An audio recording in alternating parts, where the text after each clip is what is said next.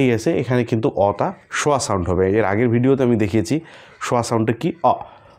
আমি যদি আরেকটা উদাহরণ দিই তোমাদের, bout America, bout. Hello dear students, welcome to the English class. এর আগের ক্লাসে আমরা বড় শব্দ কিভাবে ভাঙে পড়তে হয় আমরা সেটা জেনেছি। আজকেও আমরা একটা বড় শব্দ নিয়ে এসেছি এবং এই বড় শব্দ ভাঙার জন্য কিন্তু জানতে হয় সিলেবাস ডিভিশন রুল, আমরা সেটাও জেনেছি। So let's begin. সো আমাদের আজকের বড় শব্দটা হচ্ছে এটা। সো এটাকে ভাঙার জন্য আমাদের প্রথমে কি ফলো করতে হবে, যে আমাদের প্রথমে ভাওয়েলগুলো দেখতে হবে কয়টা ভাওয়েল আছে। সো আমাদের ভাওয়েল আছে 1টা 2টা 3টা 4টা, আমাদের 4টা ভাওয়েল আছে আমাদের। সো পজিশনগুলো আমরা ভাওয়েলের দিকে নেব, যে আমরা কোথায় কাটবো সেটা কিন্তু ভাওয়েলকে টার্গেট করে আমাদের এই কাজটা করতে হবে। সো তারপরে চিন্তা করতে হবে যে এটা কম্পাউন্ড ওয়ার্ড কিনা। সো এটা কম্পাউন্ড ওয়ার্ড নয়। এরপরে প্রিফিক্স আর সাফিক্স সম্পর্কে আমাদের আলাদা করতে হবে। সো এখানে কিন্তু একটা সাফিক্স আছে রি, এই যে আর ই, এটা একটা সাফিক্স।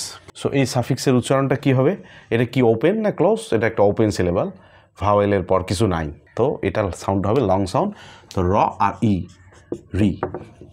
এরপরে আমাদের আর একটা কাজ করতে হবে, যেটা আমরা দেখতে পাচ্ছি যে কনসোনেন্ট এবং এলি সিলেবাল আছে। সো কনসোনেন্ট এবং এলি সিলেবাল থাকলে সেটাকে আমাদের আলাদা করে ফেলতে হবে। এই আমরা এখানে আলাদা করতাম। সো এটা উচ্চারণটা কি হবে? উচ্চারণ হবে যে কনসোনেন্টের সাথে এলি, তারপর অর্থাৎ এটা শোয়া সাউন্ড হবে, ব আর শোয়া এবং ল, বুল।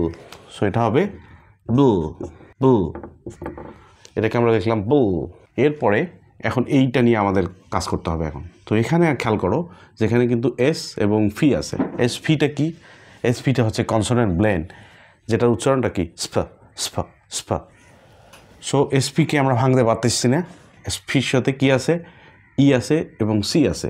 তো ই আর সি কনসোনেন্ট এবং ভাওয়েল, এইটাকে আমরা আলাদা করে দিলাম। তারপরে এই যে সি আর টি, দুইটা কনসোনেন্ট কাছাকাছি আছে, দুইটা কনসোনেন্টকে আমরা আলাদা করে দিলাম। সো এখন এখানে কি হলো?